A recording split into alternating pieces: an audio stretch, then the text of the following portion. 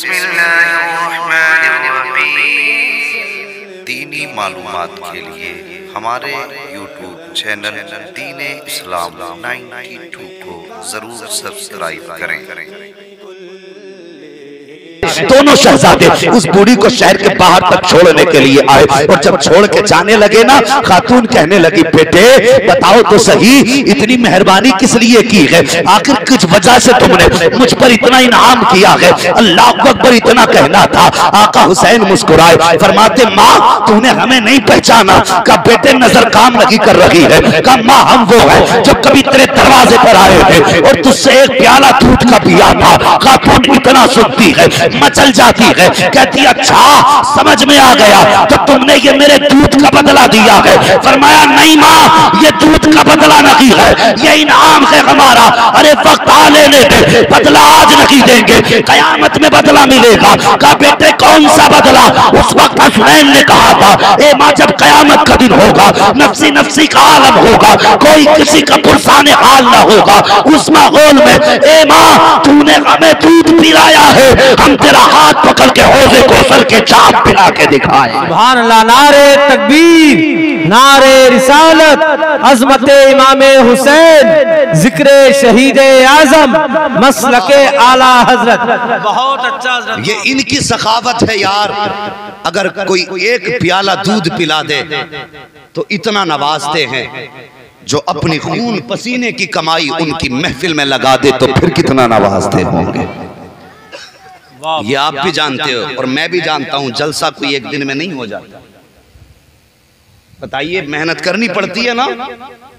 हर committee वाले का हाल ये कि उसके पैर थक जाते हैं और जानते हो उसे जलसे तक सलाम तक, जब तक सलाम होता है उस वक्त तक उसे थकन का एहसास नहीं होता। उसे थकन का एहसास कब होता है जानते हो?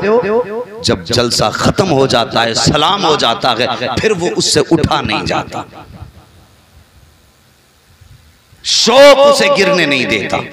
और जब जलसा होता तब उसे थकन का पता चलता। और मेरे भाइयों खुदारा, अगर कोई बच्चे या बड़े अच्छा काम करें उनका हौसला न तोड़ा करो, उनकी हिम्मत अफजाई किया करो, उनकी हिम्मत अफजाई किया करो और कहा करो बात अच्छी है। और यार सोचो अगर जवान आगे नहीं बढ़ेंगे तो फिर काम कैसे चलेगा? मैं सिर्फ जलसे की बात नहीं करता, बाकी सारे कामों की बात कर रहा हूँ। मसाजिद हैं, मदारिस हैं, ये तलबा इकराम है, ये कुरान के पढ़ने वाले बच्चे हैं। अल्लाह ताला इन बच्चों को सलामत रखे। मेरा दिल खुश हुआ, आपका इदारा देखा तबीयत खुश हो गई, मस्जिद देखी तबीयत खुश हो गई। माशाल्लाह सारे काम अच्छे हैं, बस दिल भी अच्छे कर लीजिए, दिल अच्छे कर लीजिए। तशना लबों ने होठ न रखे फुरात पर, तारीख में ये पानी की पहली शिकस्त है। करबला की जमीन है, मुहर्रम की 10 तारीख, शाम का वक्त है। तवज्जो करें मैं किधर चलने लगा हूं। शाम का वक्त है, तवज्जो है ना पीछे वाले लोगों की भी? जरा सारे बोल दें या हुसैन, अल्लाह सलामत रखे। बस शाम का वक्त आया, करबला के मैदान में शुहदा की लाशें बिखरी हुई हैं। अहले बैत अत्हार, खानदान नबुव्वत में सिर्फ एक शहजादा बचा है और उस शहजादे का भी आलम क्या है? उम्र 22 साल है, देखने में 70 साल का बूढ़ा लगता है। कौन सा सितम करबला में ना हुआ। अहले बैत अत्हार के खेमे जलाए गए, उनके खेमों को लूटा गया। जब सैयदा ज़ैनब और अहले बैत अत्हार की शहजादियों की चादर उतारने की बारी आई और यजीदी आगे बढ़े, इमाम सज्जाद तलवार लेके आगे आ गए, फरमाने लगे कि खबरदार ये मत समझना कि खानदान नबुव्वत में कोई मर्द नहीं रह गया। इमाम ज़ैनुल आबिदीन ने कहा कि अली औसत के होते हुए किसी की मां ने इतना दूध नहीं पिलाया जो खानदान नबुव्वत की शहजादियों की चादर को हाथ लगा सके। ये उसकी जुर्रत है जिसके सामने खानदान कटा है, ये उसकी हिम्मत है जिसने 6 माह का लाशा भी देखा है, ये उसकी जुर्रत है जिसने अपने बाप के जिस्म के टुकड़े देखे हैं। कहा किसी में हिम्मत हो तो हाथ लगा के दिखाए। यजीदियों में हैबत बैठ गई बीमार आबिद की, पीछे हट गए। सैयदा ज़ैनब, इमाम सज्जाद, मर्दों में इमाम सज्जाद बचे थे, औरतों में बड़ी खातून सैयदा ज़ैनब थी। ज़हन नशीन रखें इस बात को।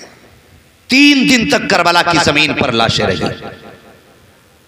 13 मुहर्रम शरीफ को यह काफिला करबला से रवाना हुआ। कैसे चला? 72 नेज़े, 72 सर, 64 औरतें, 26 बच्चे, मर्दों में सिर्फ इमाम सज्जाद। ये गिनती है पूरे काफिले की। जहन में आई बात? 72 सर, 64 औरतें, 26 बच्चे, एक मर्द इमाम ज़ैनुल आबिदीन। जब काफिले के चलने की बारी आई, एक यजीदी ने आके कहा, सज्जाद तैयारी करो, चलना है।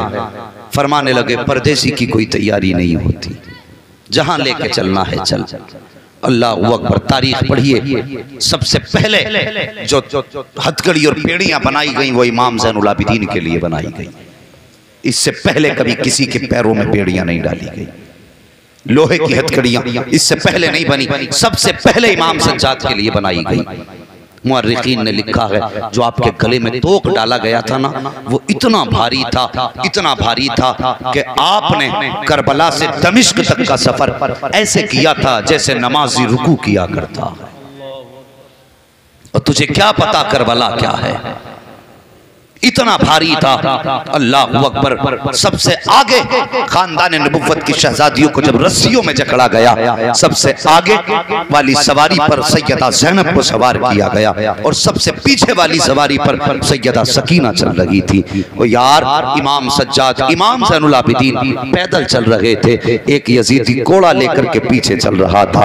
जरा देख करबला की तारीख क्या है। वो यार उनसे पूछ, अगर किसी घर में हादसा हो जाता है, एक जवान का इंतकाल हो जाए तो पूरी बस्ती में मातम बिछ जाया करता है। सफे मातम होती है पूरी बस्ती में कि आज एक जवान चला गया हमारे बीच से। तो क्या कहोगे उनके जिगर के बारे में, जिन्होंने अकबर के टुकड़े देखे हों, जिन्होंने कासिम के टुकड़े देखे हों, जिन्होंने 6 माह के असगर तक को देखा हो शहीद होते हुए। अल्लाह अकबर। कोई आसान न था करबला का मामला। कभी सोचो तो सही और सुनो, कभी दिल पे हाथ रख के करबला की शहादतें क्या है। और यार सिर्फ 10 दिन खिचड़ा खा लेने का नाम हुसैनियत नहीं है। सारी जिंदगी हुसैन के दर्द को दिल में दबा के रखा करो, इनका एहसास दिल में रहना चाहिए। और तुम्हें खुदा का वास्ता कभी किसी हुसैनी को, उनके नाम पे हाथ फैलाने वाले को कभी ताना मत दे देना। और तुझे पता क्या करबला क्या है। अल्लाह अकबर। देख इमाम सज्जाद, इमाम ज़ैनुल आबिदीन और इनके घर वालों की आप कुर्बानियां देखें, जरा गौर करना प्यारे। खेमे में मेरा इमाम बैठा है, खेमे में इमाम हुसैन है। आए हैं हजरत गाजी अब्बास, कहते हैं आका हुसैन मुझे भी इजाजत दें मैदान करबला में जाने की। कहा क्या करोगे? कहा मैं भी चाहता हूं आपके कदमों पे जान कुर्बान करूं। मेरे हुसैन ने यूं मुड़ के